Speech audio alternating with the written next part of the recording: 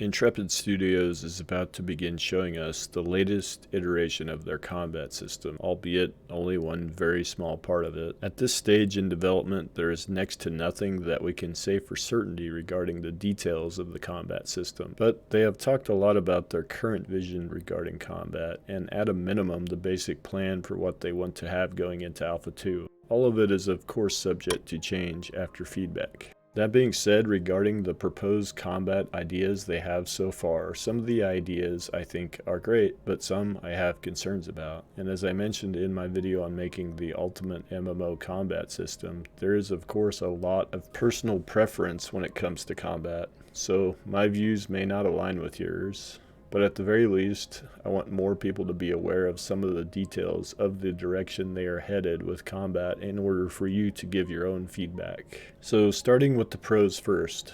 They have mentioned the mechanic of animation canceling that some MMOs have, wherein players can cancel a cast before the animation finishes, with the damage still registering and allowing the player to more quickly cast the next ability, thereby increasing DPS artificially. This is not something this MMO will have, and this is a very good thing in my view. Along with that, you will not get stuck in an animation. You'll always have ways to get out of animation. So you don't get stuck in an animation and lose complete control of your character until it finishes, similar to how Dark Souls or MMOs like Terra work. This I love. I really dislike animation locking. This alone makes an MMO feel more action oriented, even in tab target locking systems. There is a lot more to making a combat system feel more actiony than just skill shots and aiming, in my opinion. They have talked about wanting to have projectile collision. I do like this a lot as well. This allows you to do things like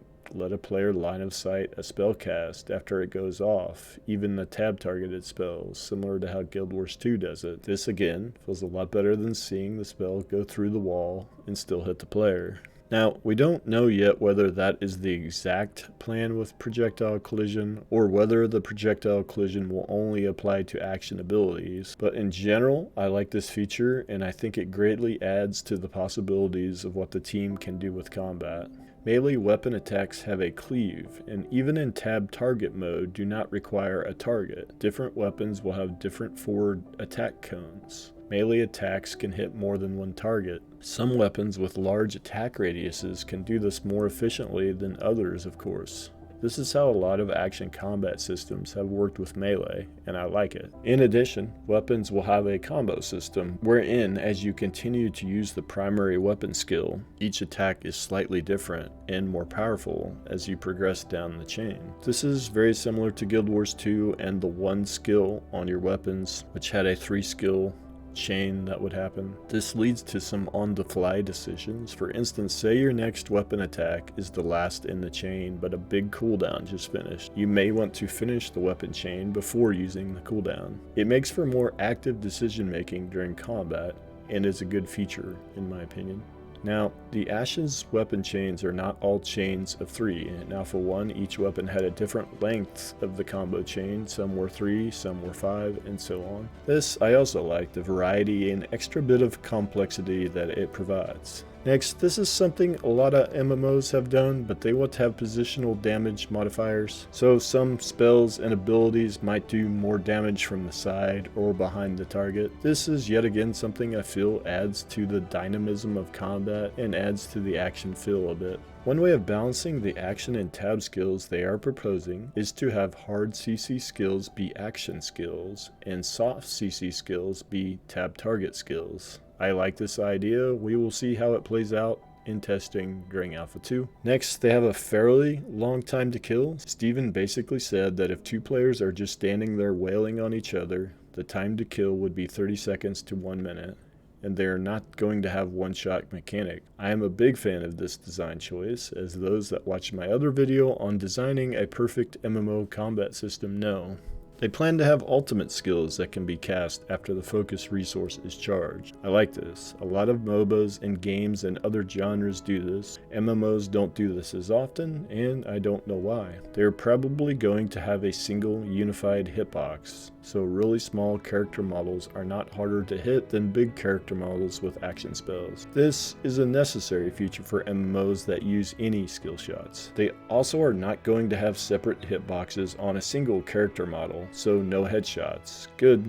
I don't like when MMOs try to be FPSs. They're planning to have a lot of customization, so augments that can come from your secondary archetype, from social organizations, religions, and even your race. You will have a skill point system that can modify your abilities as well. Gear and enchanting your gear can add some different effects as well, and there is even a combat pet system that is more of a horizontal progression path that can provide customization. I like customization, but there is also issues that arise when there's too much customization.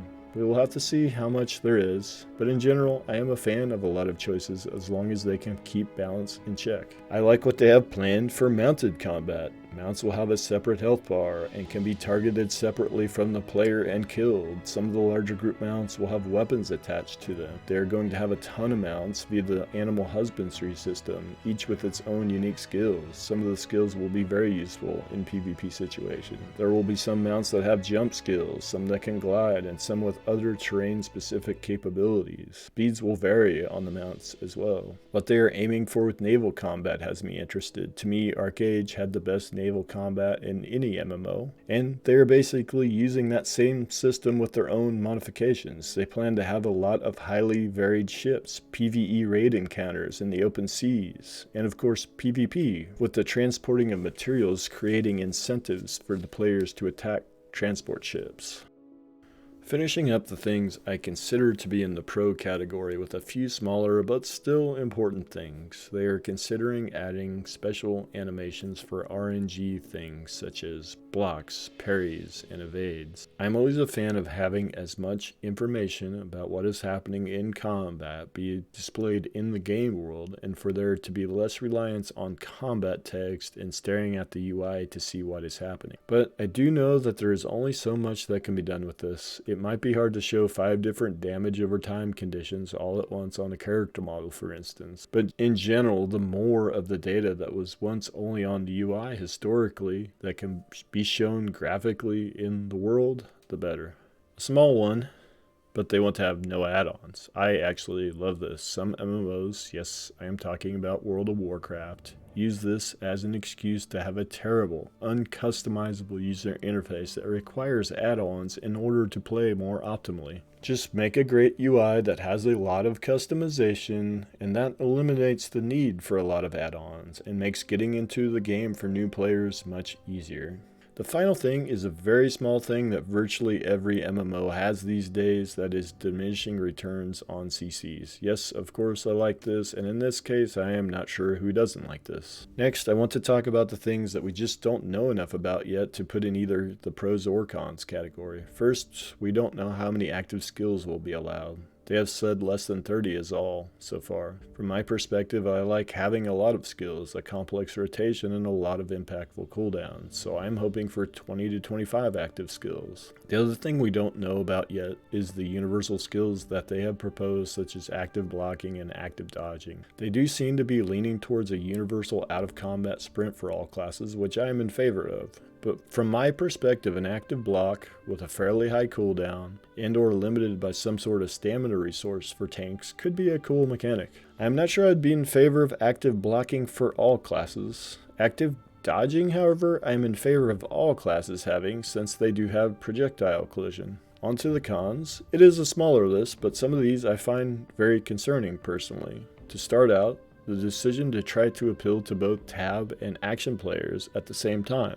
Being able to spec heavy into action or heavy into tab depending on player preference. There might be a cap of around 75% of how much of either type you can have. This seems to be very difficult to balance. How do you balance someone who is mostly tab and can guaranteed hit with their abilities versus someone who is action who is not guaranteed to hit their abilities? Now, I know there are some defense and mitigation stats such as dodge, block, parry That could affect the hit chance of tab locked abilities, but still, all things being equal, that becomes hard to manage. One way is of course to boost the damage of all action abilities, but then finding the right balance that doesn't then make the action abilities the most optimal way to play is hard. This is again just my opinion, but I really feel like it might be better to tighten that up substantially. It is a misconception in my eyes that a tab target system contains no action abilities at all. To me, a ranged AoE target ability like the Mage Blizzard spell in World of Warcraft is an action ability. Even PB AoE spells that have a range that surrounds your character are action. Tab combat systems are not necessarily completely void of any action. Any sort of ground targeted aimed ability is action, and Guild Wars 2 has plenty of those. I think they should just pick a hard cap and stick with it, not try to have so much variation in builds. To me, having 60% of skills being more of a hard lock, 40% of skills being more action seems about right.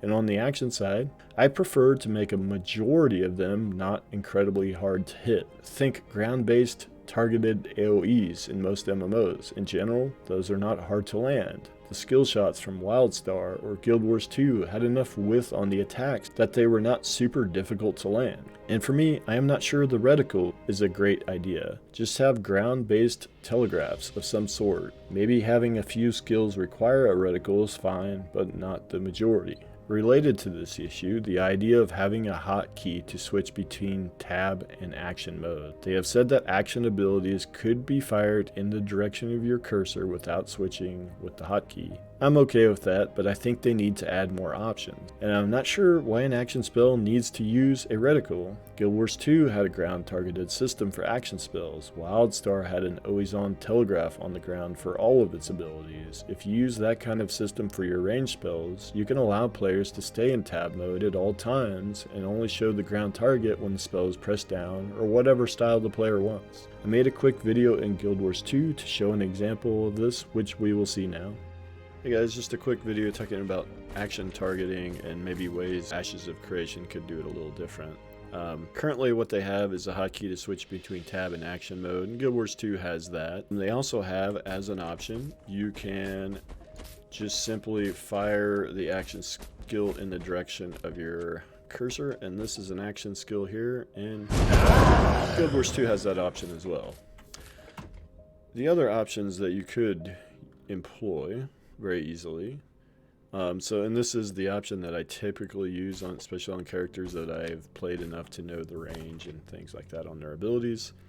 But a new player will be here on normal, and so what happens there is they hit the button, they get the ground targeted skill shot, and if they click the button again or left click, it'll cast the ability. The other option, fast with range indicator. So on this, on button press down, you get the range indicator, and release button, it casts. These are some options that I think Ashes could use that would be a little bit more seamless, and one could just stay in the tab mode, which allows better vision, allows a lot of things, and it's less immersion breaking to constantly switch between the different action and tab modes, in my opinion. And you could even do this with the reticle, and I wish they would kind of abandon the reticle and use ground targeted kill shots, but you could do this with reticle. On button press down, you get the reticle. Button release, next. You could do it that way too. These are just some options. Let me know what you guys think. Also related, they're saying some skills can move from tab to action based on talent choices. Again, I'm not sure this is a great idea and makes a system that is already going to have a lot of customization even harder to balance. I think keeping tab skills tab, no matter what, is easier from a development perspective. Another big one for me is the friendly player collision or body blocking. The wiki does not say why this is a feature. The only explanation I could find is from some digging on the Discord. It seems the friendly player collision is in place as a way to cap how many people both friendly and unfriendly AoEs can hit. Now, To me, this is much better solved in other ways and causes more problems than it solves. We already saw the negatives of this in Alpha 1 during the siege testing. Getting to the NPCs to buy the siege gear with a huge crowd around them was a nightmare, and getting out of the keep when the siege started, also a nightmare. And just think of how magnified this will be on launch day. There's going to be 5 starting areas, so that will alleviate some of the congestion, but that doesn't mean there won't be some servers where everybody all flocks to the same starting area. Mega guilds and alliances, or servers with a big streamer. Imagine 90% of the 10,000 person player cap all choosing the same starting area. Friendly player collision will make that area unplayable for the first several hours. And the griefing opportunities that are present in this system are infinite really. They have said the solution to this is that player inertia and momentum physics can be used to push people out of the way. The problem is, imagine your character is completely surrounded by other players. How do you get any momentum? And it still doesn't make it easier to fit a lot of players through a choke point, or to get to an NPC that has a lot of players surrounding it. Now, I think player collision between friendly and unfriendly players is probably fine and could lead to some dynamic gameplay. Imagine tanks in a choke point to wall it off, or using body blocking to shield lower health players. I'm okay with that. But remove the friendly body blocking, please. Just use a different system to cap AoEs. Guild Wars 2 AoEs could only hit a maximum of 5 players, whoever was closest to the center of the AoE. This proved to be too low in large-scale PvP and meant players just formed huge death balls to make AoEs much less effective. World of Warcraft has used 2 different AoE cap systems. One is similar to Guild Wars 2, the soft cap was 20 targets. 20 targets basically is the maximum damage an AoE could do. Beyond that, and the total damage that would be done to 20 targets was evenly split amongst all targets. This really discourages overly balling up, as if an AoE hits all 20 targets, it would do a ton of damage. Another method WoW used was square root secondary targets. So an AoE spell that does 100 damage, if you just had 1 target, it would take 100 damage. Against 2 targets, each would take 70 damage, and so on. The total damage still increases, but the damage per target decreases. On paper, I feel this is by far the best solution for an AoE cap. I personally think this solution is so much better than the friendly player collision solution, which opens up so many other problems. Another con, they are saying they will likely have iframes. I am not a fan of iframes. One way to make a tab system less action-oriented is to include iframes.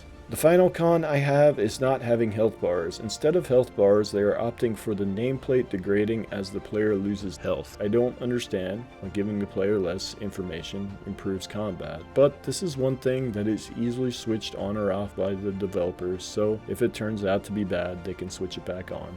I've seen some MMOs not show the actual health numbers, but just a percentage instead. This might be a good compromise. As I already said, a lot of this is based on my own personal opinion, and testing and feedback could change a lot of this. This is not the final state of Ash's combat by any means. And please, if I got anything wrong here, I want to know about it. I don't like to spread false information. I do try to research things and present as much factual information as I can. So please let me know if I messed up in any way. And that is it for this video. I'll see you in the next one.